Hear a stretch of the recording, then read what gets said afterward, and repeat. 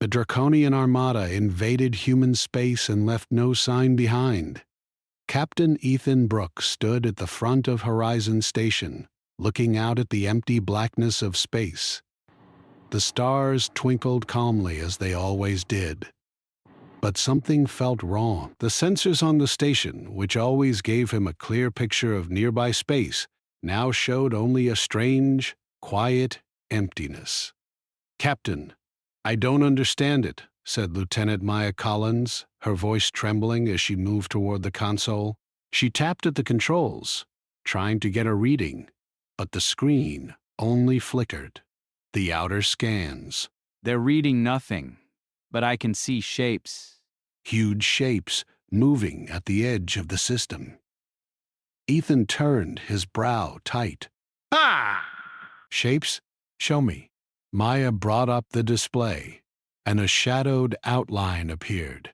Dozens of enormous ships, silent and still, floated just outside the orbit of Jupiter. Their forms were dark, almost invisible, but the sensors could detect some kind of energy surrounding them, a shimmer that swallowed light and made them harder to see. Dr. Logan Price, the station's lead scientist, stepped forward. He was older, with a lined face that usually carried calm intelligence, but now it was tight with worry. He leaned close to the display, his finger tracing one of the dark shapes. "I've seen this before," he said softly. "Decades ago, we intercepted signals from deep space. Signals we could never explain. This looks exactly like them." Ethan's stomach tightened. "You're saying what?" "That those ships are the same aliens we were warned about all those years ago?" Logan nodded slowly. The Draconians. The name hung in the air like a cold shadow. Humanity had always known it might meet other intelligent life, but the Draconians were not just intelligent. They were deadly. Stories from other colonies spoke of entire fleets disappearing without a trace. The Draconians did not fight in ways humans understood. They did not leave wreckage. They simply erased. "Sir," Maya said, breaking the silence, "they're moving closer. And whatever field surrounds them is growing. Our long-range scans are failing." "I can't see past them anymore." Ethan took a deep breath. "All right. Alert, Earth, command. Pair the fleet for defense. I don't know what these things are capable of, but we need to be ready for anything." The crew moved quickly, their training kicking in even as fear pulsed beneath the surface. Messages were sent across the system, warning every human vessel of the approaching threat. Defense platforms around Jupiter hummed with energy, their weapons online and scanning the empty void. But the Draconian ships did not attack. Not yet. For hours they drifted silently, unchanging. Human scientists studied them through every available lens. Every attempt to communicate was met with silence. Radio signals bounced off them, lasers reflected harmlessly from their shields, and nothing, not a single probe, could penetrate the shimmer that covered their hulls. Ethan and his team watched as Jupiter's defense satellites started disappearing one by one. First, one platform blinked off the radar, then another. A human cruiser that had moved into the area to investigate vanished without a trace. There was no explosion. There was no debris. There was nothing. Maya's fingers shook over the console. "Captain, they're not firing weapons. They're just taking them." "Everything we send in "Disappears." Ethan swallowed hard. "So it's not a battle. It's a disappearance." They're just erasing our ships." Logan ran his hands through his hair. "It's like they're folding space around our vessels. They are not destroying them. They are moving them. Somewhere else, somewhere we can't reach. Panic began to spread among the stations and ships. Messages came in from Earth, from Mars, from colonies in the outer planets. Entire fleets vanished as if they had never existed. Civilian freighters, lightly armed patrol ships, even research vessels, gone in an instant. Admiral Ryan Cole, in command of humanity's outer defense fleet, appeared on the station's holoscreen. His face was grim. Ethan, Maya, Logan. We have to understand what we're dealing with, but time is short. The outer planets are being stripped clean. Humanity's defense is collapsing. I need answers. And I need them fast. Ethan's hands tightened on the railing. We're trying, sir. But these ships, they're not like anything we've ever faced. No weapon we have can reach them. No scan can map them. They're untouchable. On Horizon Station, alarms rang. Maya's console blinked furiously as another signal disappeared. Captain, another cruiser, gone. That's 5 ships in the last 10 minutes. We have maybe 2 hours before the inner system is at risk. Ethan looked at the stars again, feeling powerless. He had trained his entire life for space combat, for emergency scenarios, but nothing had prepared him for this. This was not combat. This was not strategy. This was a force of nature, intelligent and beyond comprehension, acting with absolute efficiency. Dr. Logan Price moved to a corner, speaking quietly as if to himself.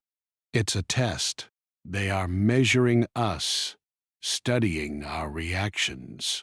That's why they haven't destroyed anything on the planets. They don't need to. They are choosing what to remove and what to leave. Maya glanced at him, confused. A test? Why? Logan's eyes were dark. Because we are too unpredictable. Too dangerous. That's what the signals suggested decades ago. They don't just attack for conquest. They attack to remove threats or to contain them. And humanity might be dangerous enough to contain. Then we need to show them that we are ready to fight, that we won't just vanish quietly. But before they could make any move, another anomaly appeared. The Draconian ships pulsed, a soft violet light that rippled across the void. Ethan felt it in his chest, a strange vibration that made the hairs on his arms stand up. He looked at the sensors, and his stomach dropped. Another cruiser, stationed just outside Jupiter, blinked out.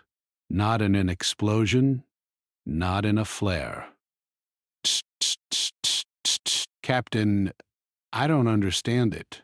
It's like space itself swallowed them. Ethan clenched his fists. Get me a visual. I need to see it. The display showed the empty expanse of space. The cruiser's position was gone. Even the faint energy readings that usually lingered after a ship's destruction were absent. Then it was as if it had never existed. Dr. Logan Price shook his head. They are not just powerful. They are beyond our understanding. They manipulate space itself. We can't fight what we can't touch or see. Ethan felt a cold weight settle over him. Then we need to survive. That's all we can do. Hold position. Keep communication open. And watch. Hours passed. Human fleets attempted coordinated maneuvers, but every move they made ended in failure. Ships vanished. Entire battalions blinked out of existence. And still, the Draconians remained at the edge of the system, silent, unchanging, untouchable. In the control room, Maya pressed her hands to her face. Captain, how do we fight something like this? Ethan didn't answer. He stared at the stars. Outside, Jupiter rotated slowly, oblivious to the chaos at its edge. Somewhere, far away, ships were being erased. Families would wake to find loved ones missing. Fleets would return to nothing. Humanity's presence in the outer system was being erased, and no one knew why. Then, as suddenly as it began, the Draconian ships moved. It was not a rush, not a strike. It was quiet, deliberate. The ships shifted forward, closer to the inner planets. Sensors flickered, trying to track them, but each time the ships moved, they blurred, disappearing and reappearing as if sliding through the fabric of space. Ethan's hands tightened on the railing. They're coming closer. Full alert. Every station, every ship, prepare for immediate contact. Maya's fingers flew over the console. Sir, they're... Bypassing our sensors now. We can't see them clearly anymore. I don't know how to describe it. It's like they exist in another layer of reality just over ours. Logan whispered almost to himself, "They are testing the limits of human perception. That's why no one can fight them. They want us to believe we are powerless, and maybe, in a way, we are." Ethan turned to them both. Powerless isn't the same as defeated. We keep watching. We keep learning. That's how we survive. That's all we can do until someone on Earth finds a way to understand them. Outside, the Draconian Armada advanced, calm and terrible, silent but immense. Human space had never felt smaller, more fragile. And yet, at the edge of fear, at the edge of hopelessness, Ethan felt the stubborn pulse of defiance. Humanity would survive this, somehow. But as the shadows of the alien ships stretched across the void, one truth became clear. The Draconians were not here to fight. They were here to remove. And no one could predict who or what would vanish next. Captain Ethan Brooks stood on the bridge of Horizon Station, watching the enormous shadows slide across the void. Every attempt to scan them ended in failure. The sensors either returned no signal or readings so strange that even Dr. Logan Price could not explain them. Lieutenant Maya Collins worked furiously at her console, pressing buttons and adjusting settings. "Captain, I can't get a stable read. It's like they are partially here and partially somewhere else. Every time I think I have them mapped, they change, warp, something." Ethan frowned. "Then what we have is not a battle we can fight in the usual way. We need to understand them before we do anything else." "Contact Earth Command. Tell them the fleet is in trouble." On Mars orbit, Admiral Ryan Cole received the reports with a grim face. His eyes, tired from days of sleepless planning, scanned the feeds. Ships disappearing, entire fleets gone, signals lost, satellites missing. Humanity's outer defense had failed before it even began. "Ethan," Cole said over the comm, his voice heavy, "I want every ship in the system to hold position, to keep scanning, and to report anything unusual. We cannot afford to panic, but be ready to evacuate if necessary. This is unlike anything we've ever faced." "Yes, sir," Ethan replied, though his hands shook slightly. "We will do what we can." Back on Horizon Station, Dr. Logan Price studied the readings. "They are not firing weapons," he said slowly. "No energy blasts, no missiles, not even beams. Yet ships are disappearing. That means they are not fighting us. They are removing us." Maya's voice was tight with fear. "Removing us?" What does that mean? "Are they destroying ships? Killing people?" Logan shook his head. "I don't think so. Not like we think of death. It's as if space itself swallows the ship. Sensors show no debris, no energy release. It's not destruction, it's displacement. They are moving our ships somewhere else, maybe another dimension, maybe another part of space we can't reach. It's impossible, but it is happening. Ethan's jaw tightened. Impossible or not, it's real. We have to protect what's left, order the outer stations to retreat closer to the inner planets. Keep civilians safe. That's the only thing we can control right now. The hours stretched into tense silence. Every crew member felt the weight of helplessness. Even the most experienced pilots and soldiers trained for cosmic battles could not fight what they could not see. Human weapons bounced harmlessly off the Draconian ships. Attempts to track them ended in confusion. Ships that moved in response to their maneuvers vanished without warning. Maya leaned against the console, whispering, "Captain, why aren't they attacking the planets? Why aren't they destroying us completely?" Ethan didn't answer at first. He thought about the strange calmness of the alien ships. They were precise, deliberate, and careful. They did not attack buildings or civilians. They did not bomb stations. They were selective in what they removed. Dr. Logan Price finally spoke. "They are testing us, measuring us. They are not here to conquer. They are here to see how we react." How dangerous we are.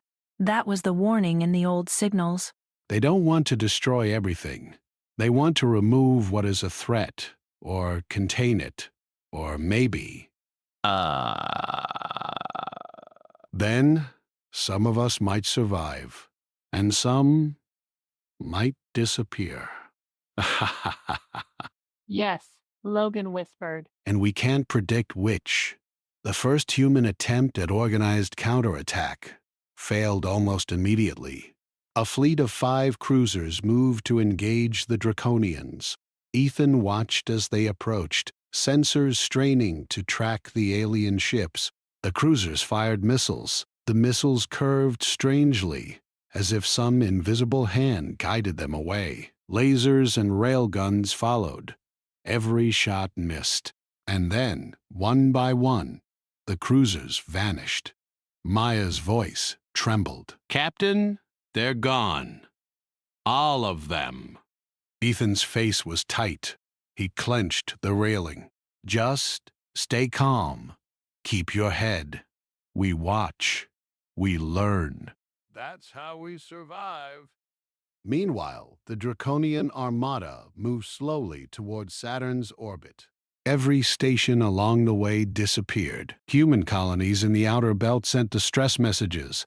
"They are taking everything," one pilot said, his voice shaking. "They are. Just..." Admiral Cole tried to coordinate the remaining forces. "Hold your positions. Protect Earth. Protect Mars. Do not let them enter the inner system. If we can't fight them, at least we can control what they reach." Back on Horizon Station, Ethan looked at the display. The Draconian ships were enormous, massive enough to dwarf human battleships by hundreds of meters. Their hulls were dark and jagged, shifting with strange energy. Every time sensors tried to scan them, the energy seemed to absorb it. It was impossible to see the full shape of any ship. Maya leaned over a console, her eyes wide. "Captain, I think I see something. A pulse, like a wave, coming from them. It's moving across space. Wherever it touches, ships disappear." Ethan's face grew pale. "So it's not them firing weapons. It's the field itself. That's what removes our ships. Not a gun, not a missile. Just space bending around them." Logan Price shook his head slowly. "It's beyond science, at least beyond what we know. If space itself can be bent like that, then anything can be moved. They are manipulating the fabric of reality itself. Fear and awe ran through the crew. The Draconians were not soldiers. They were something else, something beyond human understanding. Suddenly, Horizon Station's communications panel buzzed with a priority signal. Captain, incoming transmission. It's from Earth Command. High alert. Ethan activated the screen.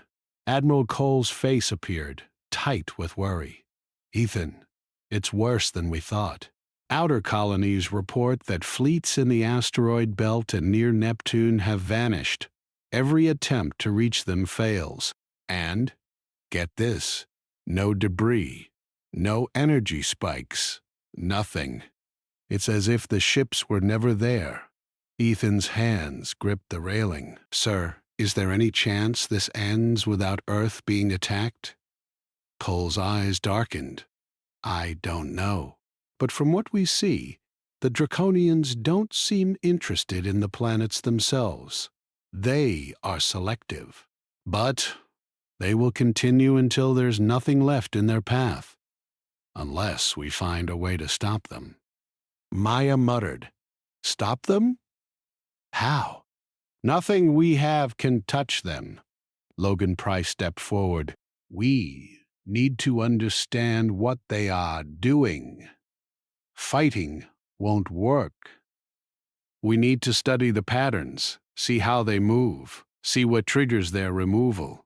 There has to be something, some rule, some law of theirs that we can find.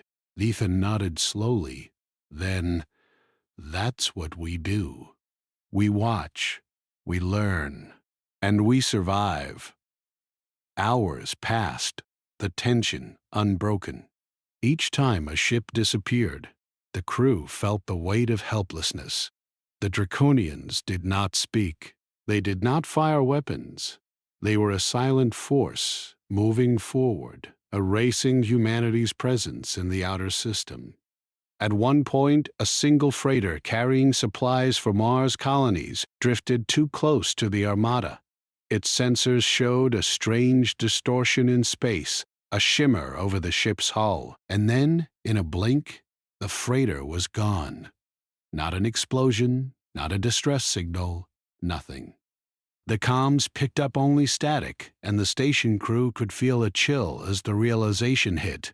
This could happen to anyone, anywhere, at any moment. Ethan's voice was firm, though his hands shook slightly. We are not powerless. We are survivors. We keep watching. We keep recording. If we can understand this, if we can learn, maybe we can fight back later. But for now, survival comes first. Maya leaned against the console. Her fingers were white from gripping the edges. Captain, all the outer colonies, gone. Almost all of our fleets, gone. How long do you think we can hold the inner system? Ethan did not answer immediately. He stared at the stars, thinking about Earth, Mars, and the colonies. We hold as long as we can. That's all we can do. And we keep our people alive. That we will survive. Somehow, we will survive. Then the Draconians moved again, slowly, deliberately, toward the orbit of Uranus.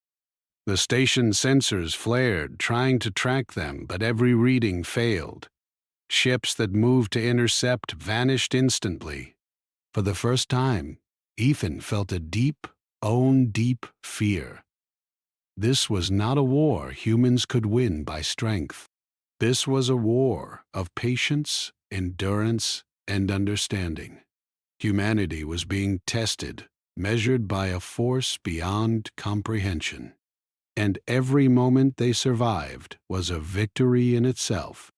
The day ended with Horizon Station intact, but the shadow of the Draconian Armada stretching across the solar system. Humanity had lost nearly all of its outer fleets. The Draconians had made no effort to destroy planets, no effort to attack civilians. They were precise, careful, and terrifyingly intelligent. Ethan looked at his crew. They were tired, scared, but still standing. We keep learning. We keep watching. That is how we survive. We cannot fight them. Not yet. But we can live to fight another day. Logan Price nodded slowly. And maybe, if we understand them, we can find a way to bring our ships back. Maybe the ones they've removed are not lost forever. Maybe they are waiting somewhere? Maya shivered.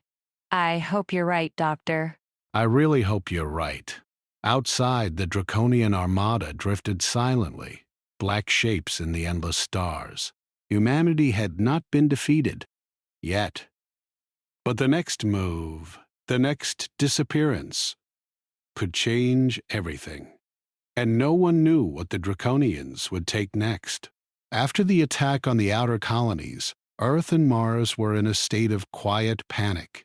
The news of entire fleets disappearing without a trace had reached every human settlement. Families feared for missing loved ones. Governments debated evacuation plans.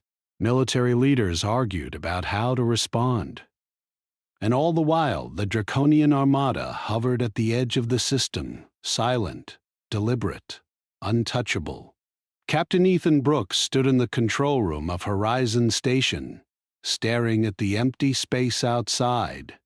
The stars were calm, unchanged, yet the emptiness beyond Uranus felt heavy, like a dark weight pressing down. Lieutenant Maya Collins worked at the console, her hands moving over the controls faster than ever. Captain, I've been running the scans all night. The patterns, I think I see them. The Draconians, they move in lines, but there's something deliberate.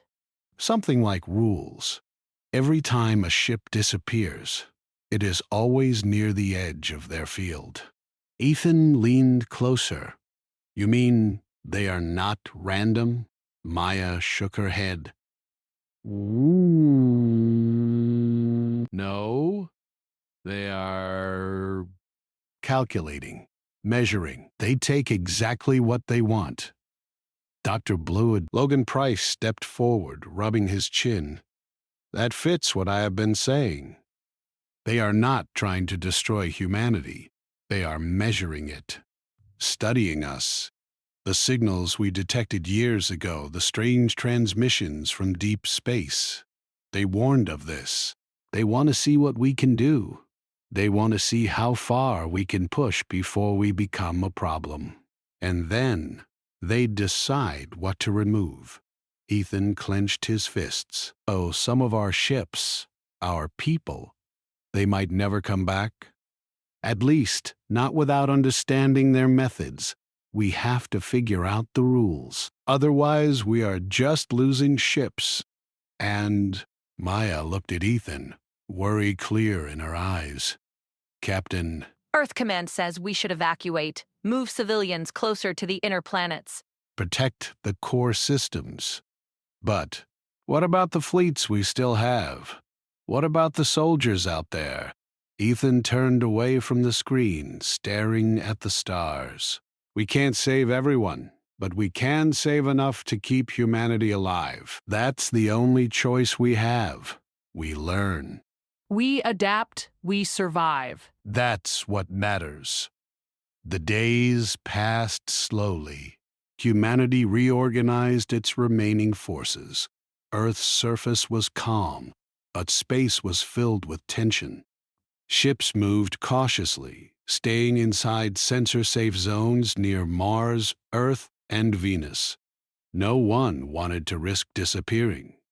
Despite this, Horizon Station remained active in the outer system. Ethan, Maya, and Logan worked together to study the Draconians. They observed the alien ships for hours, noting every movement, every pulse of energy. Slowly, a pattern began to emerge. The pulses, Maya said one evening, they are rhythmic. They move like a wave. Every time the wave touches a ship, it disappears. But it always moves in a set path. If we understand the path, maybe we can avoid it. Ethan leaned forward. Avoid it? That's it? We just hide? Logan shook his head. Not hide. Study. If we can predict their actions, we can plan countermeasures. We might not be able to attack them, but we can protect what is left, and maybe find a way to reach the ships they've taken. Maya's eyes widened. Reach them? You mean go into the space where they've been moved? Logan nodded slowly. It's possible. I've been studying the displacement field. The ships are not destroyed. They are stored somewhere. Another layer of space, a pocket dimension, maybe a different frequency. If we can adjust our sensors, our ships, we might reach them. That's dangerous. Beyond anything we've tried. Logan smiled faintly. Dangerous, yes, but we don't have a choice. Humanity's fleets are gone.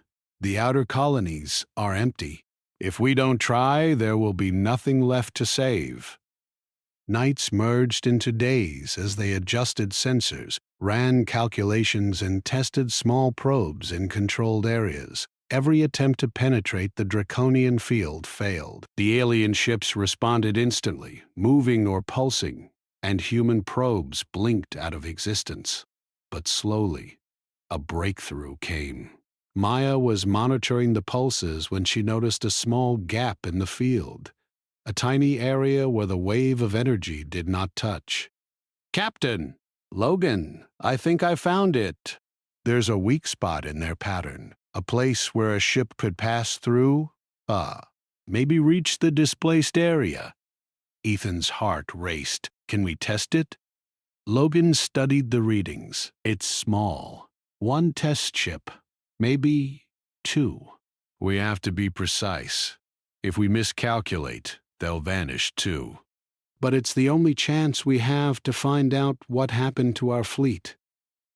A small research ship, the Odyssey, was prepared for the mission. Maya would pilot it. Ethan and Logan would accompany her. The crew held their breath as the ship moved toward the weak spot in the Draconian field. The approach was tense. The outer void was quiet, too quiet. The alien ships were still, watching, almost aware of the human movement. Every second felt like hours. Maya piloted carefully, following the calculations exactly. Here it comes, the pulse wave. Hold steady. The field shimmered, a violet wave stretching toward the Odyssey. For a moment, the ship seemed to flicker, like it was becoming transparent. Then it passed through. Ethan held his breath. Did we make it? Maya looked around. The stars outside were distorted, bending strangely. The shapes of human ships appeared, frozen, scattered across a strange twilight space, and surrounding them, the Draconian Armada. Immense, dark ships, unmoving. Their hulls glowed with the faint violet shimmer that had erased the fleets before. Logan whispered, awed, "They are guarding the fleet. They haven't destroyed it. They've contained it in another space, a prison, but precise. They are watching." Ethan felt a mix of fear and relief. Our ships, they are still out there. They haven't been destroyed. That's something. Maya steered the Odyssey closer. The human ships were frozen in place, engines silent, lights dim. Crew members appeared at their stations, frozen mid-motion. The Draconians surrounded them, like sentinels. "They are not interested in destroying us," Logan said softly. They are containing us, measuring us, testing humanity. They want to see how far we can push, how clever we are, before they decide what to do. Ethan swallowed hard. So, all this time they haven't been enemies. They've been examiners, watching us, deciding what to keep, what to remove. Maya nodded. And if we act wrong, if we make a mistake, We vanish too. The Odyssey returned to Horizon Station. The crew was shaken but determined. They had seen the fleet. They had proof that humanity was not destroyed. That knowledge brought hope and fear. For weeks, Ethan, Maya, and Logan studied the alien field. They calculated movement patterns, pulse frequencies, and energy fluctuations. Slowly, they began to understand the rules. The Draconians had limits. They were precise. They measured, not randomly, and they responded instantly to human movement within the field. Humanity's strategy began to change. Ships stayed in calculated zones, avoiding the pulses. Small, fast vessels tested the limits, gathering information. Every success, every survival, strengthened morale. Yet the question remained, why were the Draconians doing this? Why measure, contain, and not destroy? And what would happen if humans made a mistake? One night, Ethan stood at the observation deck, looking at the stars. Maya joined him, silent. Logan sat nearby, going over calculations. Ethan spoke quietly. We're learning. We're surviving. But what will they do next? They are measuring, yes, but what happens when the measurement is complete? Maya shivered. I don't know, but I think... They're trying to teach us. Or warn us. Humanity might be too dangerous for the galaxy. That's why they haven't destroyed Earth. They haven't touched the planets. Only the fleets. They are showing us a line we cannot cross. And if we survive, we must prove that we can exist without. That is the challenge. That is what the Draconians want. That is humanity's test. Ethan clenched his fists, staring into the void. Then we will survive. We will learn their rules. And we will prove that humanity is worth keeping, no matter what it takes. Outside, the Draconian Armada remained silent, massive, and precise. Humanity had glimpsed the fleet, had survived the field, had begun to understand. The outer colonies were empty, fleets lost, and hope was fragile. But for the first time, Ethan, Maya, and Logan knew that humanity still had a chance. And in the shadows of space, the Draconians watched.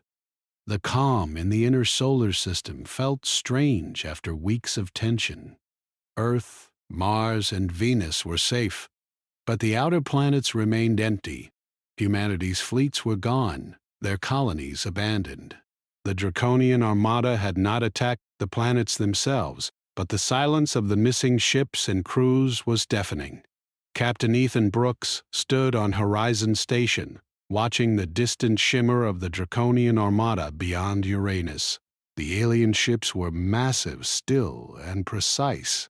Their violet pulses stretched across space like invisible fingers, ready to erase anything that moved carelessly.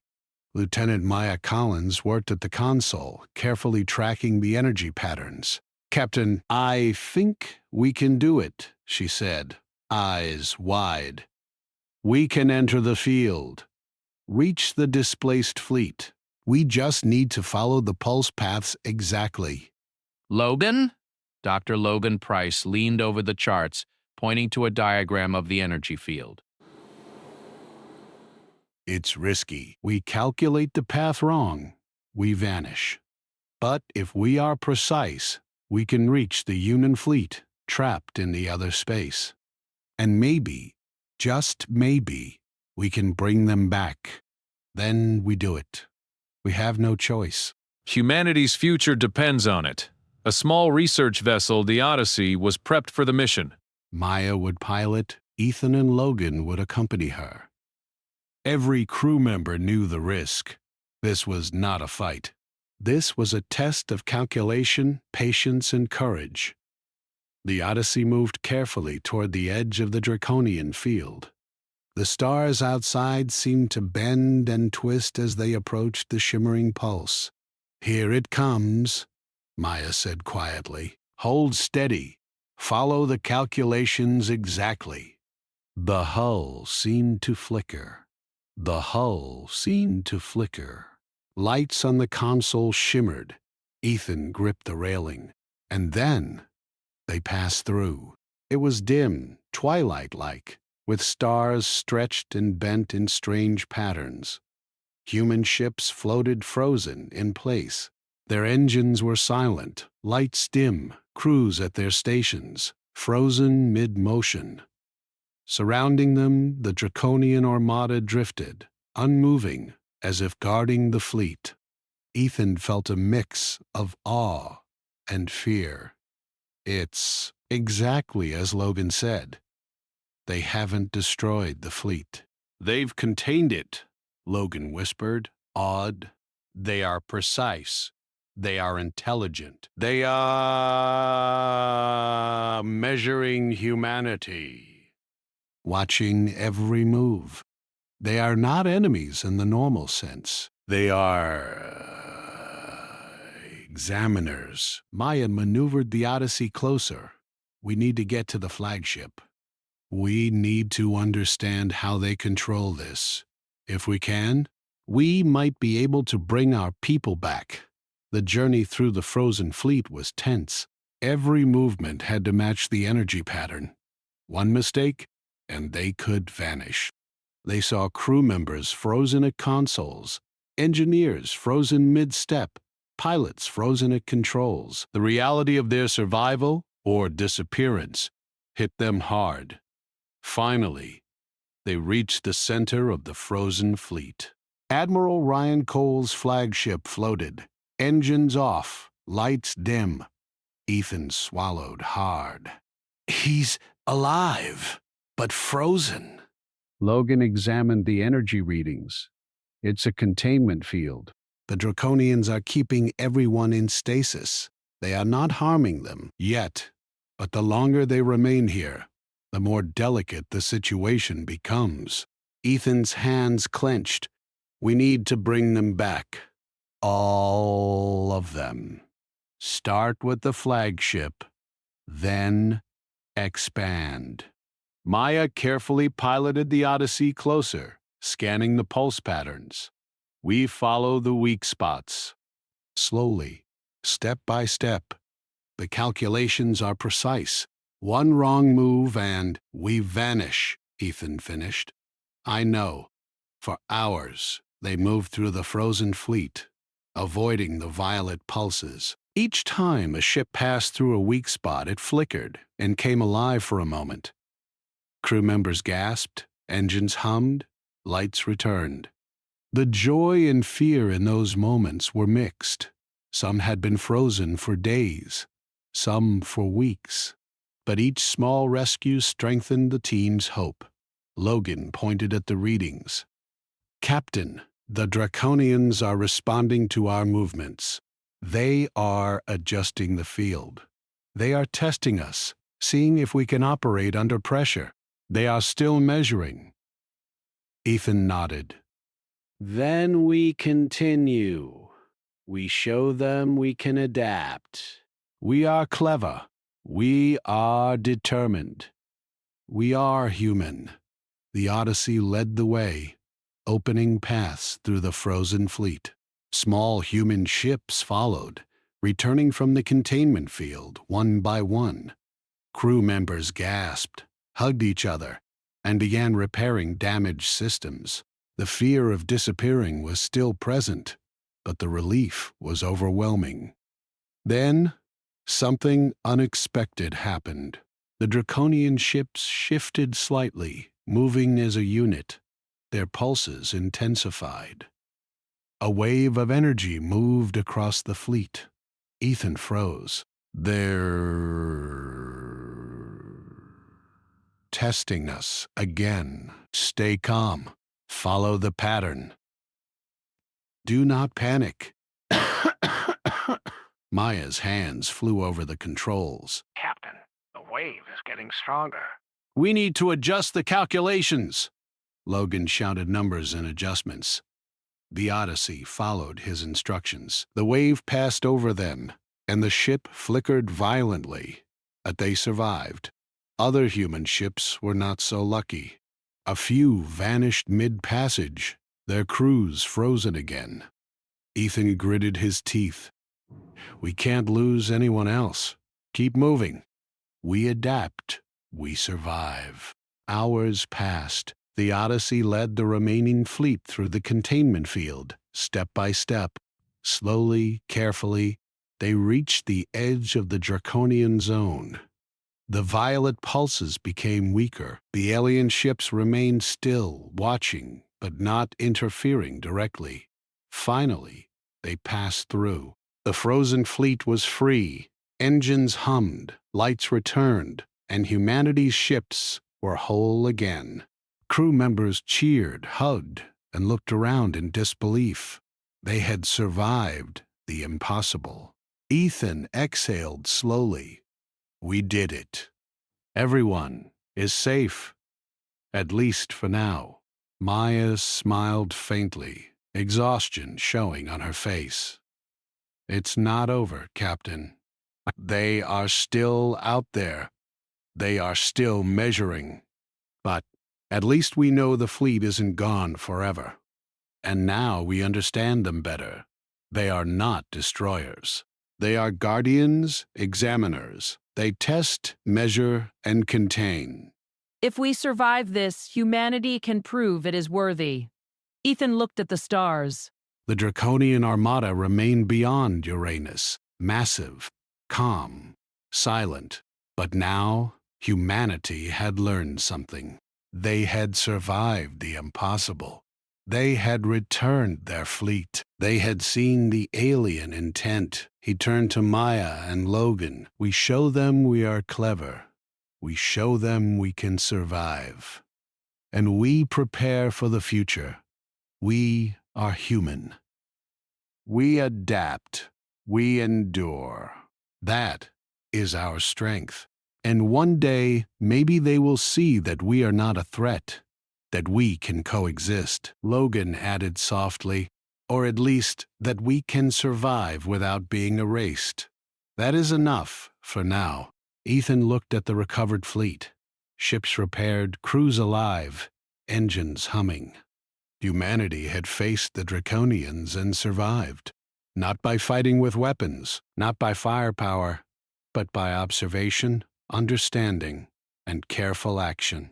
And the Draconians watched, silent, precise, measuring every human decision, waiting to see what they would do next. Ethan knew this was only the beginning. Humanity had survived, but the galaxy was still vast, dangerous, and full of forces they could not yet understand. Still, they had survived, and that survival was enough to give hope. The solar system was quiet again, but not peaceful. Humanity had learned the limits of its power. They had learned the rules of the Draconians, and they had learned the value of careful action, courage, and patience. The stars outside continued to shine.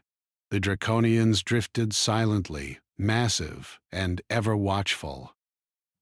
Humanity had passed the first test. The future was uncertain, but they would endure. And somewhere beyond the veil of the alien field, fleets once thought lost now floated, intact, waiting for the day when humans could move freely again. Ethan Brooks, Maya Collins, and Logan Price stood together on Horizon Station, looking at the stars. They had faced the impossible. They had seen humanity's vulnerability. And they had discovered humanity's strength. The Draconians had left no sign behind, but humanity had left one in return: courage, intelligence, and the will to survive. And that would be enough for the next challenge.